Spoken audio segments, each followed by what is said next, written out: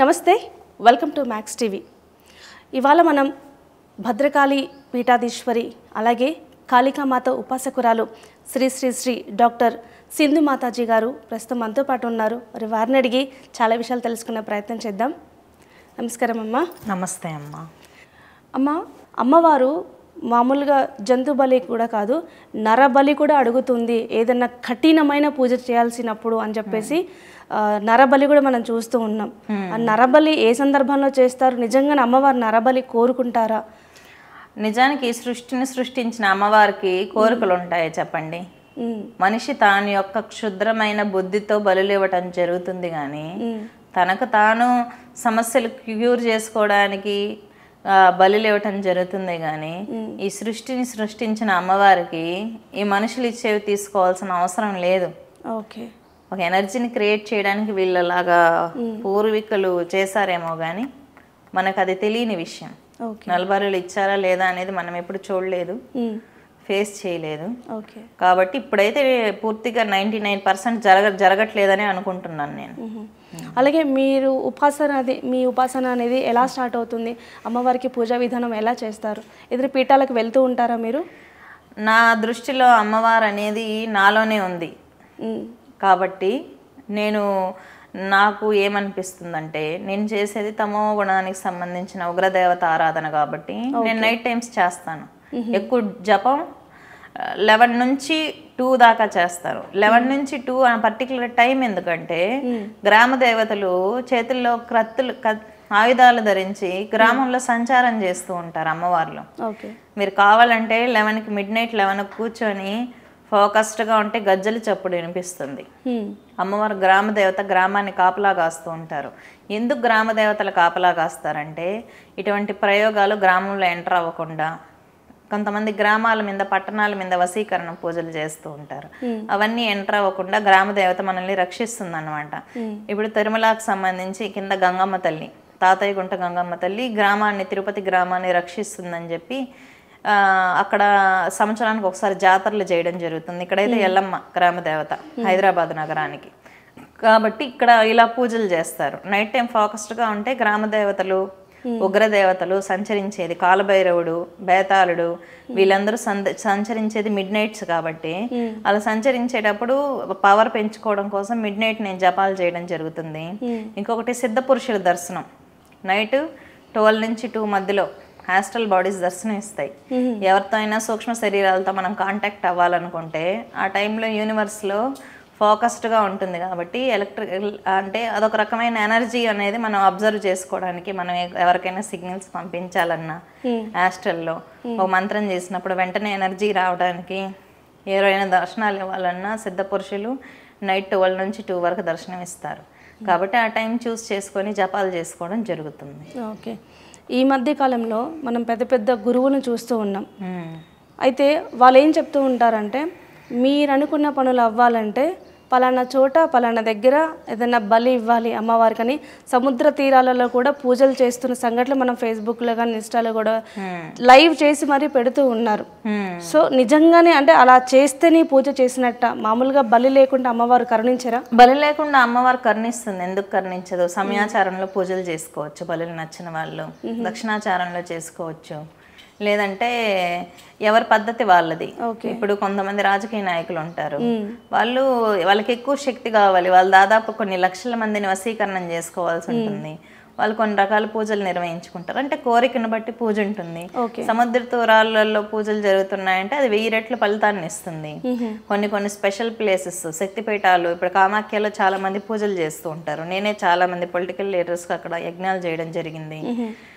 శక్తిపీఠాల్లో చేసుకుంటారు వామాచార పద్ధతుల్లో. ఇంకొకటి ఏంటంటే సముద్ర తీరాల్లో చేసుకుంటారు. కొంతమంది అడవుల్లో హైట్స్, ఎక్కువ హైట్ ఉన్న ప్లేస్లో పూజ చేయడం వల్ల ఎక్కువ కాస్మిక్ ఎనర్జీ రిసీవ్ అవుతుంది. కొన్ని అద్భుతమైన శక్తులు నేచర్లో ఉంటాయి. ఎవరు వెళ్ళినటువంటి ప్రదేశం, నిర్జన ప్రాంతాలలో అద్భుతమైన దివ్య శక్తులు ఉంటాయి. కొన్ని పద్ధతులు ఉన్నాయి, మనం మీడియా పరంగా చెప్పకూడదు కానీ కొన్ని ఉన్నాయి. అందుకే కొన్ని గుహ్యమైనవి కాలగర్భంలో కలిసిపోయాయి అన్నమాట. ఎందుకంటే అవి అందరికీ ఆమోదయోగ్యమైన పూజలు కావు. ఓకే, అలాగే పూజ చేస్తున్న టైంలో ఏదైనా తప్పిదం జరిగినప్పుడు అమ్మవారి ఏమంటారు కోపాన్ని కూడా మనం చూస్తున్న సందర్భాలు చాలా ఉంటాయి కదా. తెలియకుండా తప్పు చేసినప్పుడు మన తల్లి దగ్గర తెలియకుండా చేసాడులే అనుకుంటుంది, తెలిసి చేయకూడదు తప్పు. తెలిసి చేస్తే ఇప్పుడు మన అమ్మ ఉంది, ఒకసారి తెలియకుండా చేస్తాం, ఇంట్లో డబ్బులు తీసుకెళ్తాం, ఒకసారి చెప్పుద్ది, రెండోసారి చెప్పుద్దా, కొడుతుంది కదా, ఆ విధంగా ఫేస్ చేయాలి. ఓకే, పర్యవసానం అనేది కొంచెం గట్టిగానే ఉంటుంది, తెలిసి చేయకూడదు తప్పు. ఓకే, మీరు ఎప్పుడైనా అట్లాంటి సిచ్యువేషన్ ఫేస్ చేశారా? లేదు, ఇంతవరకు అది అలాంటి సందర్భం రాలేదు. ఓకే, ఎందుకంటే నాకు మామూలుగానే శరీరం మీద చుట్టూ ఉన్న పరిస్థితుల మీద అంత కాన్షియస్ స్టేట్ ఉండదు, పూర్తిగా అమ్మవారి మెంటల్ స్టేట్లోనే ఉంటాను.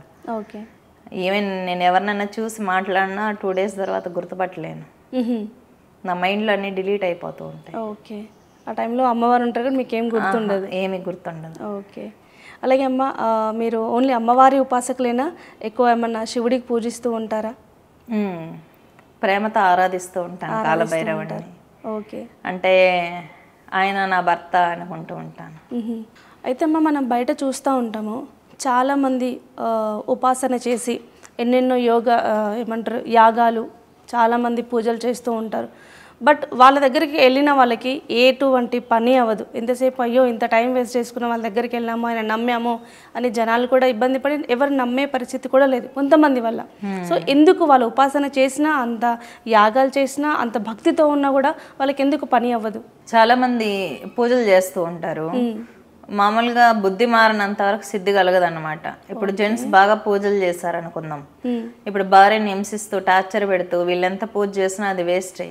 ఆఫీస్లోకి వెళ్ళి వేరే అమ్మాయిని ఇష్టం లేకుండా బిహేవ్ చేయటం, వాళ్ళతో చెడుగా బిహేవ్ చేయటం, క్రిటిసైజ్ చేయటం, హింసించటం. ఒక స్త్రీని కానీ హింసిస్తే అమ్మవారు ఎప్పుడు సిద్ధించదు, ఆ అమ్మాయి మీద చెడుగా ప్రచారం చేయటం, ఇలాంటి వాళ్ళ వల్ల అబ్బాయి సక్సెస్ అయ్యేది ఏమి ఉండదు. అటువంటి అబ్బాయి ఎన్ని పూజలు చేసినా, హోమాలు చేసినా, ఏం చేసినా కన్నబిడ్డలను పట్టించుకున్నవాడు, తల్లిదండ్రుల్ని పట్టించుకునేవాడు, భార్యని పట్టించుకునే వాడికి ఎటువంటి రిజల్ట్ ఉండదు. ఒకటి, అతను బుద్ధి మార్చుకొని అరిషడ్ వర్గాలని జయించి మంచి దారిలో నడిచినప్పుడే అమ్మవారి పూజలు అనేవి సిద్ధిస్తాయి. ఇప్పుడు ఒక గురువు దగ్గరికి వెళ్ళి మంత్రదీక్ష తీసుకున్నాడు అనుకుందాం, మంత్రదీక్ష తీసుకున్నప్పుడు అతని గురువు మీద అంత పెద్ద ఒపీనియన్ ఉండదన్నమాట. మామూలుగా శాస్త్రాల్లో ఏముందంటే మంత్రదీక్ష తీసుకున్నప్పుడు అతని యొక్క సర్వం అర్పించాలి గురువుకి అని ఉంటుంది. సర్వం అర్పించాలి అంటే కనీసం కొత్త బట్టలన్నా పెట్టాలి.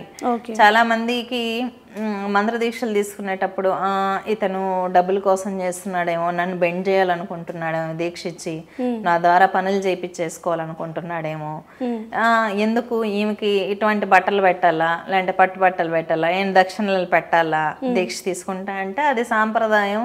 అతను ఇచ్చి మంత్రదీక్ష తీసుకోవడం ద్వారా తొందరగా మంత్రసిద్ధి అనేది జరుగుతుంది. ఇక్కడ దానం అనేది ఇవ్వడం ద్వారా శిష్యుడి యొక్క కర్మ గురువుకి వెళ్ళిపోతుంది, తద్వారా తొందరగా మంత్రం అనేది పనిచేయడం జరుగుతుంది.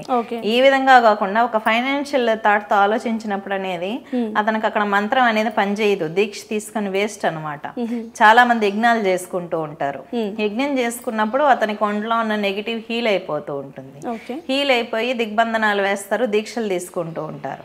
హోమం జరుగుతానే వీళ్ళు డబ్బుల కోసమే హోమం చేశారేమో, లేకపోతే వీళ్ళు హోమం చేయక ముందే బాగుంది, హోమం చేసిన తర్వాత మాకు బాగాలేదు, ఒక నెగిటివ్ థాట్స్, నెగిటివ్ ఒపీనియన్స్, మంత్రాది దేవత మీద నమ్మకం లేకపోవటం, మాకు పని జరగలేదు, అదొక మ్యాజిక్ లాగా జరగాలని చాలా మంది అనుకుంటూ ఉంటారు. దేవత ఎప్పుడు మార్గం ఇస్తుంది, మ్యాజిక్స్ ఎప్పుడు చేయదన్నమాట. మంచి వేసు మంచి మార్గాలు ఇస్తూ ఉంటుంది. ఈ విధమైన నెగిటివ్ థాట్స్తో చేసే పూజలు, హోమాలు, యజ్ఞం వల్ల పెద్దగా దానివల్ల ఏం రిజల్ట్ ఉండదు. ఎందుకంటే ఇతని యొక్క కర్మలు టన్నులు ఉంటుందన్నమాట. ఒక పూజలో క్లియర్ అయిపోవాలి అనుకుంటాడు, ఇతను ఎన్నో పాపాలు చేసి ఉంటాడు. అమ్మవారు అలాంటప్పుడు ఒక మార్గం చూపిస్తుంది, అతను చేసిన పూజ వల్ల దాన్ని పాజిటివ్ గా రిసీవ్ చేసుకోగలగాలి. దీనివల్ల పూజల ఎఫెక్ట్ ఎక్కువ ఉండదు. ఒక ఎంత చెడ్డ వ్యక్తి, ఎటువంటి వ్యక్తి పూజ చేసినా ఒక రిజల్ట్ ఉంటుంది, కానీ ఎంతవరకు దాన్ని యాక్సెప్ట్ చేయగలుగుతున్నారు? యాక్సెప్ట్ చేయరు. అంత పూర్ణ శరణాగతి, అంత రిసీవ్ చేసుకునే గుణం ప్రజలకు ఉండదన్నమాట. అక్కడ పూజలు చేసిన యజ్ఞాలు, పూజలు అన్నీ ఇదైపోతాయి. కొంతమంది స్త్రీలు పూజలు ఎక్కువ చేస్తూ ఉంటారు, భర్తలను పట్టించుకోరు అనమాట, సరిగ్గా టైంకి భోజనం పెట్టరు, భర్తని అత్త మామల్ని హింసిస్తూ ఉంటారు, పిల్లల్ని సరిగ్గా పట్టించుకోరు. అటువంటి స్త్రీలు చేసే పూజలు సక్సెస్ అవ్వవు.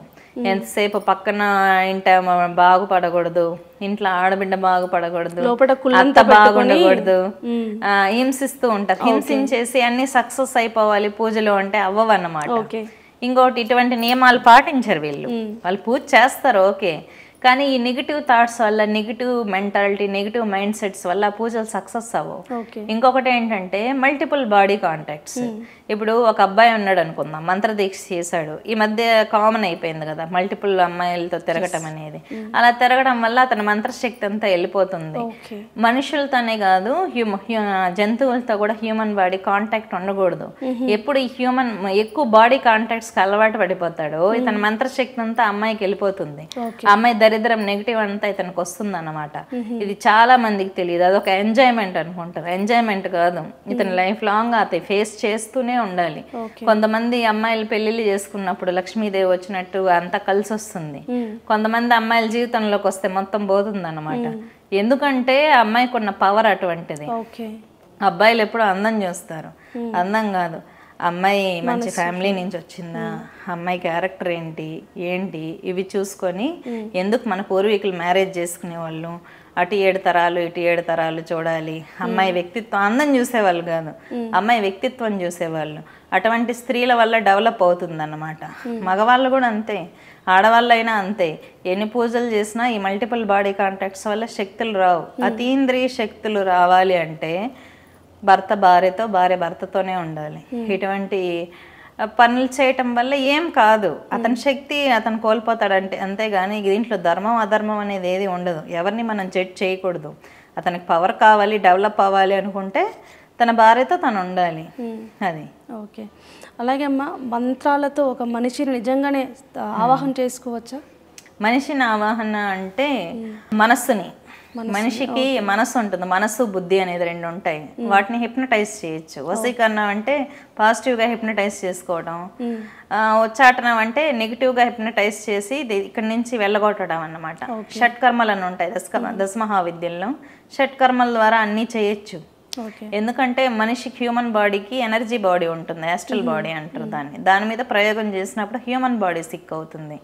కానీ దేవుడు అంటేనే నమ్మని వాళ్ళకి యాస్ట్రల్ బాడీ, హ్యూమన్ బాడీ, ఆత్మ ఇవేవి తెలియవు కదా, కాబట్టి ఆ స్టేట్ వరకు వెళ్ళలేకపోతున్నారు. అది. థ్యాంక్ యూ సో మచ్ అమ్మ. అమ్మవారి గురించి చాలా గొప్పగా వివరించారు. ధన్యవాదాలు.